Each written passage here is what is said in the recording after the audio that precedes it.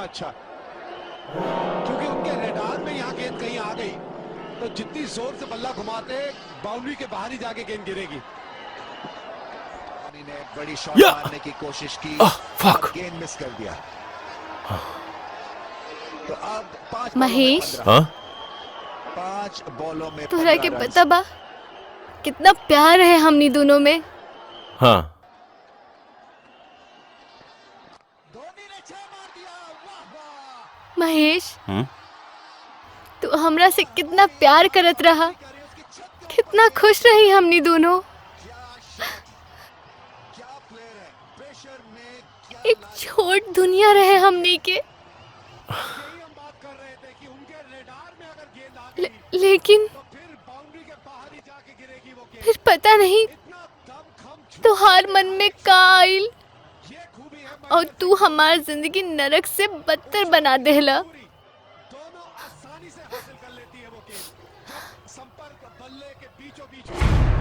हम तोहरा से बहुत प्यार करली महेश, हमें माफ कर दिया।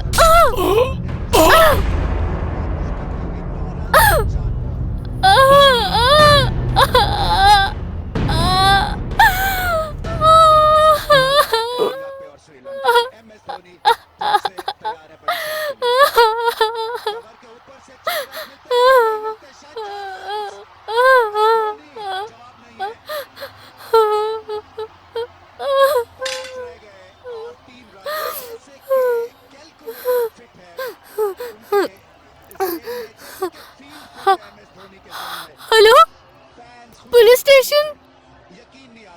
हम अपन पति के मर्डर कर देले बानी।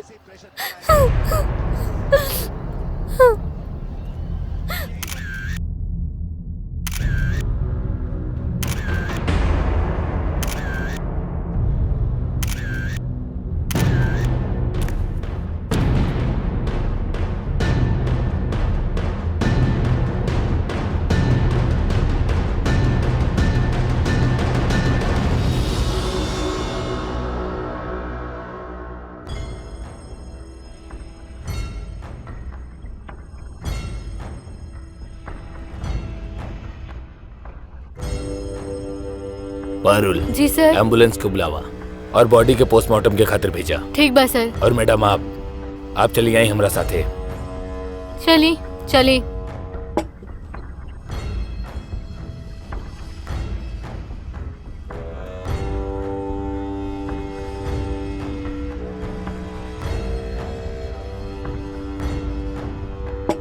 तो आरती जी बताई काहे कैली आप? हम आपसे पूछा था नहीं। देखिए आप हमके पूरा डिटेल्स में बताई। आप अपना हस्बैंड के खून कहनी और अपन जुर्म कबूल भी कहनी। कोई तो वजह हुई जौन आप अपने हस्बैंड के मर्डर कहनी। सर, हम और हमार पति एक दूसरे से बहुत मोहब्बत करत रही।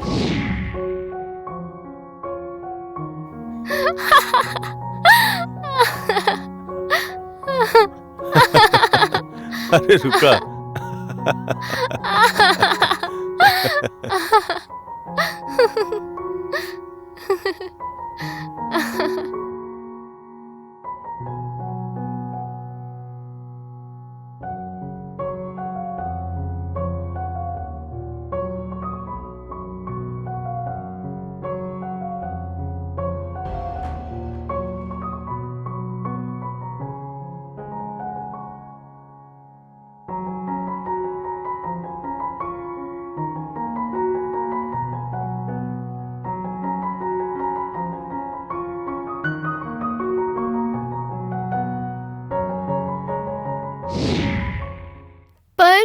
जब से उनका क्रिकेट में सट्टा लगा के आदत पड़ल, तब से सब कुछ बदल गई।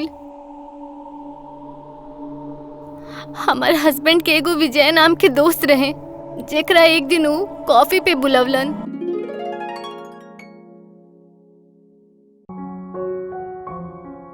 ली गर्मा गर्म कॉफी। विजय, ये हमारी वाइफ स्वाति। स्वाति हमारे दोस्त विजय। नमस्ते। नमस्ते। नमस्ते। वाह यार, तोहार बीवी बहुत खूबसूरत बा। अच्छा सुनी, आप लोग कॉफी पी ली, हम आवत बनी। एक मिनट। हाँ हाँ भाई, ठीक बा। 1 लाख लगा था कॉलिंग में। हाँ, पैसा ऑफिस से कलेक्ट करवा ली। हाँ हाँ हाँ, आइडिया अच्छा बा। ठीक बा। विजय, एगो बात बतावा। ई तू पहले भी करत रहला, ई हम सुनले बानी पहले भी कि मतलब एकरा में पैसा लगा दा, सट्टा का ई सब। भाई, मैच में सट्टा। मैच पे सट्टा? तब तोहरा निखे लगत कि सब बेकार की चीज बा? बड़ बड़ घर के लोग बर्बाद हो गए एकरा में। कहाँ से बेकार की चीज? आज तोरा भाई के लगे का कुछ ना बा। बंगला बा, गाड़ी बा, ये सब सट्टा की बदौलत ही है। और जितना भी बड़ा बड़ा लोग बाड़े, ये सब सट्टा से ही कमोले बाड़े। तो देखेला तोहार भाई कितना ही आशी करेला। तब अगर हम शुरुआत करी था, तोहरा का लगा था? कर सकेला, नसीब की बात बा भाई। आज 1 के 5 भाव चला था। अगर आज तू जीत गले तो तोरे लगे 5 गुना पैसा आ सकेला।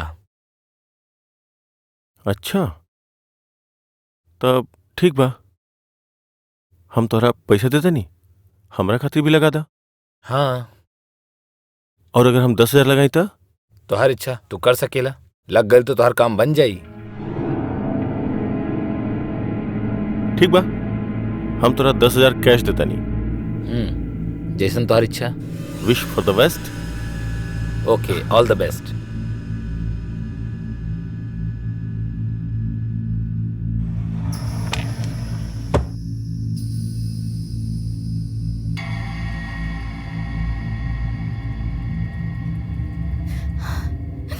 हम का सुनत बानी? आप क्रिकेट पर सट्टा लगावत बानी? आपके तो पता बाना कि एकरा से कितना लोगन के घर बर्बाद हो जाला। और वैसे भी देखी, हमनी अपन लाइफ में बहुत खुश बानी। एकर कोई जरूरत नहीं है हमनी के। स्वाति, तू फालतू में टेंशन ले रहल बाड़ू। बस ये एक बार के बाद बा, हम ओकरा 10,000 रुपया दे रहल बानी, वो हमरा 50,000 दी। अगर जीत गनी तो 50,000। और सपोज अगर हमनी के हार गनी तो कोनो बात नहीं, 10,000 गईल तो गईल, कमा ले। कौन सा बड़ बात बा? पर हमरा के डर लागत बा। तोहरा हमरा पे भरोसा बा? खुद से ज्यादा बा। तो बस पहला और आखिरी बार, ठीक बा? ठीक बा।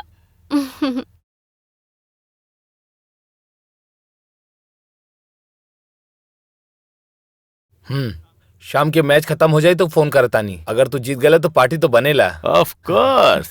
चला, मिलता नहीं। चल, बाय बाय।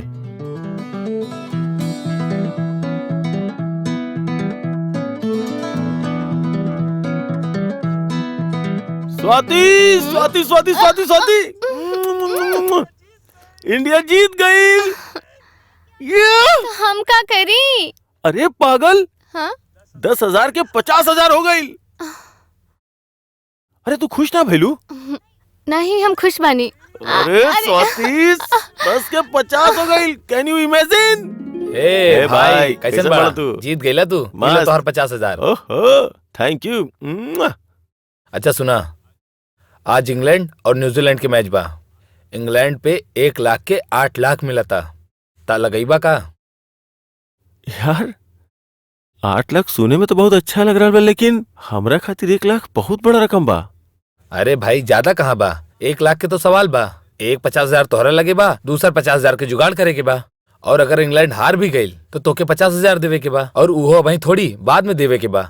और भी बहुत सारा मैच हो यार। 50,000 कहा, 50 लाख भी कमा ले। अब चल, तू कहता तो लगा दा। ये भइल ना बात। या ओह,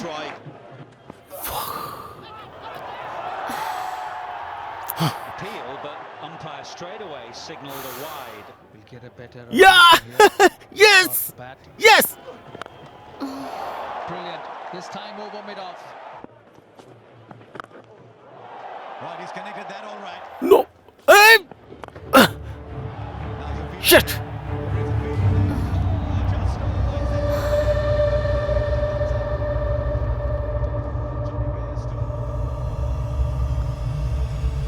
हेलो विजय, यार इंग्लैंड मैच हार गई, हमारे 1 लाख के पूरा नुकसान हो गई यार। अरे भाई, टेंशन काहे लेता रहा? देखा, आज हरले बाड़ा, कल जीत बा। अच्छा सुना, ऑस्ट्रेलिया पे 3 लाख के 15 लाख मिला था, लगाओ तारा 3 लाख।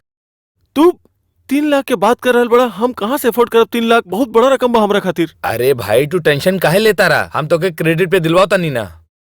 और ऑस्ट्रेलिया वैसे बहुत अच्छा खेला ताड़ी भाई, एक भी मैच ना जीतल बाड़ी। ई समझ ला कि अपन 15 लाख तो औबे करी। का बात कर रहल बड़े? श्योर? हाँ ठीक बा, चल लगा दे। थैंक यू भाई, लगाओ तनी, चला बाय। आपके दिमाग खराब हो गई बका, कहाँ से लाइव इतना सारा पैसा? स्वाति सुना, माना तानी कि हम ई मैच हार गए नी। कल के मैच में 3 लाख हमरा देवे के नहीं खे। 3 लाख हमरा के क्रेडिट मिल रहा बा, विजय दिला रहा बा हमरा। और सुना, अंदर के बात ई बा कि कल के मैच पूरा तरह से फिक्स बा और ऑस्ट्रेलिया जीती जीती जीती। और हार गई तो? तू शुभ शुभ नहीं बोल सकत का? जा अपन काम करा। दिमाग खराब कर देलस।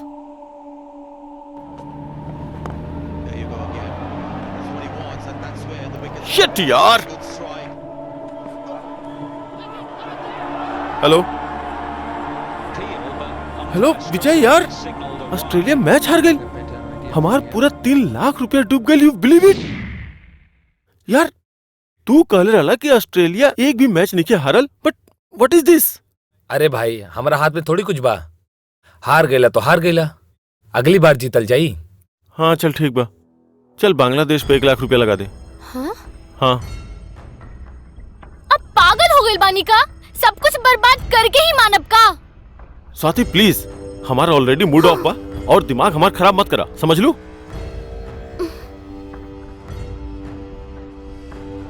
हाँ, आज के का रेट चल रहा बा? अच्छा एगो काम कर, इंडिया पे 50,000 लगा दे। हाँ ओके, ई बार कोनो लॉस ना होके के चाहिए, समझ ले। 1 लाख लगा दे बांग्लादेश पे। हेलो विजय, एगो काम करो, हम अपन गाड़ी गिरवी रख देता नहीं और 2 लाख रुपया ना इंग्लैंड पे लगा दा, ठीक बा? चल।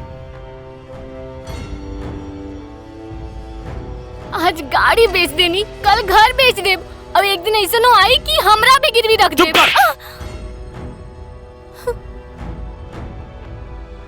मेरे पास नहीं है कि मैं ये बता सकूं कि एमएस धोनी ने क्या Yes! दिखाया यहाँ पे। Come on, yes. एक हारा हुआ मैच जीते हैं और Yes! एमएस ही कर सकते हैं।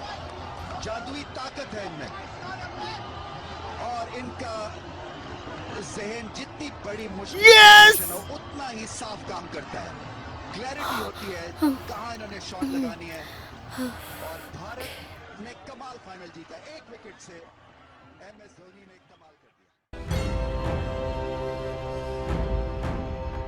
हेलो हाँ भाई सुन, हम स्वाति के गहना लेके बैंक जा रहल बानी। ओकरा गिरवी रख के 5-7 लाख के लोन तो मिले जाई ना, लेकिन देख प्लीज ई बार बेट हमारा के जीत ही के बा, कोनो भी हालत में। पिछला जितना भी लॉसेस भइल बा ओकर सारा रिकवरी हो जाएगी चाहिए। ओके बॉस? ओके।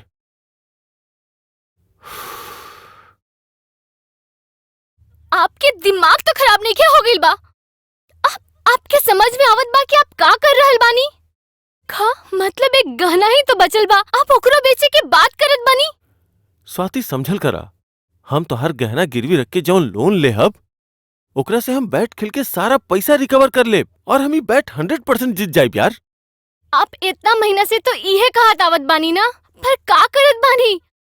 आपके कुछ समझ में नहीं आवत का? मतलब सब कुछ तो घर के बेच देनी और अब आपके नजर हमार गहना पर बा। स्वाति दिमाग मत खराब करा, जा जाके गहना लेके आवा।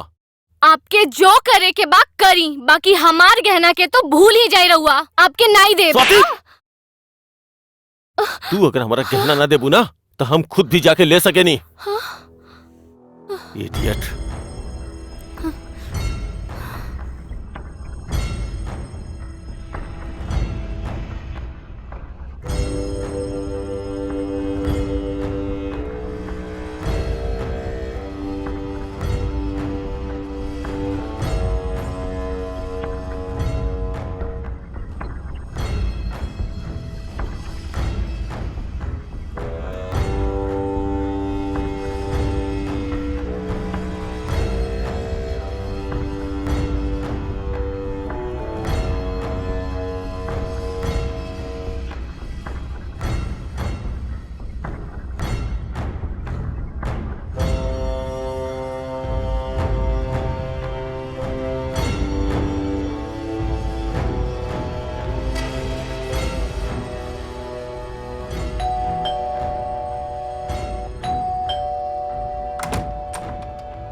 अरे के बानी आप लोग? और आप अंदर कैसे आवत बानी? महेश कहाँ बा?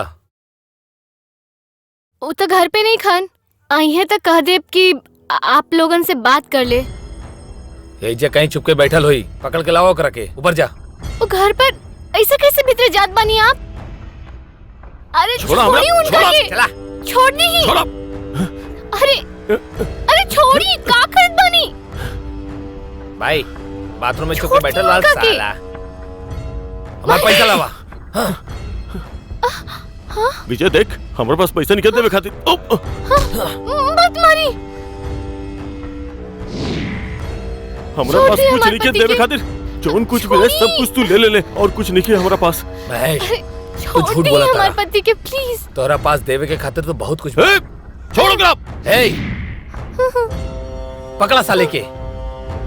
जब तक तू हमारा पैसा न लौटोता महेश, तब तक स्वाति हमरा लगे गिरवी रही। हम जैसन चाही एकर इस्तेमाल कर सकेनी। पकड़ के रखिए साले के। छोड़ी छोड़ी हमरा के। विजय, महेश महेश विजय छोड़ दो ओकरा। छोड़ी।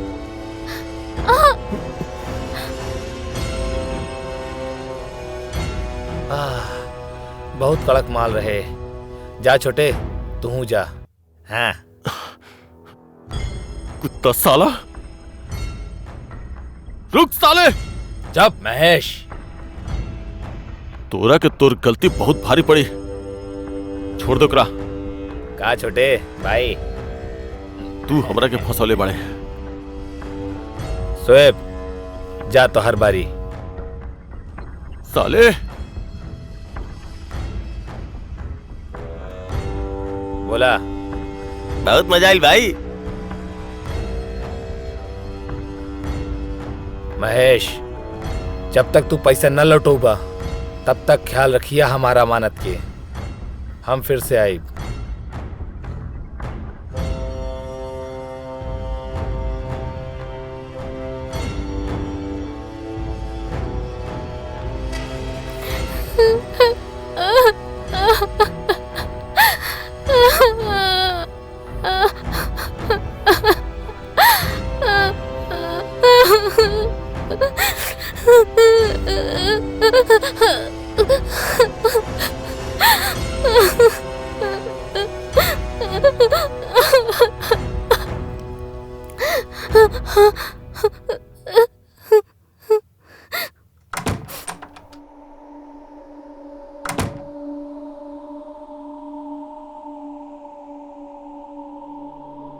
तू इतना गिरल और जलील हो सकेले हम कबू सोचले ना रहनी हा। भाई ये हमारा धंधा है।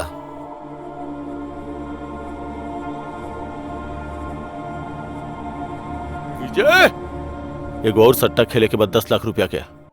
पागल हो गई बड़ा। एक फूटी कौड़ी ना बतोरा लगे। 10 लाख के बात करता। तो स्वाति की जोन तोर पास गिरवी रखले बानी ओकर का? ठीक बा, अगर तू मेरी हार गईला तो हम स्वाति की बेच के भी अपन पैसा वसूल करब। बोला मंजूर बा?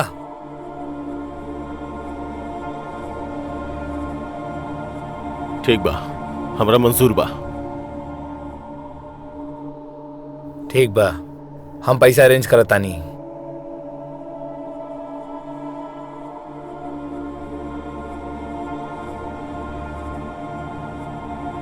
स्वाति जी, आपके साथ जो भी भइल बेहद अफसोस बा और हमनी कोशिश करब कि आपके कम से कम सजा मिलब और विजय और ओकर साथी के कड़ी से कड़ी सजा मिले। ओकर भी हमनी ख्याल रखब। विजय के है और वो कहाँ रहेला? आपके लगे ओकरा कोनो डिटेल, कोनो एड्रेस? साले तू लोगन की वजह से कई लोगन के जिंदगी बर्बाद भइल बा और अब तू सर माफ कर दी सर। लोगन की जिंदगी बर्बाद करता ला। हाँ। सर और तू लोगन की जिंदगी बर्बाद करता ला। हाँ। इधर आ रहा। हाँ।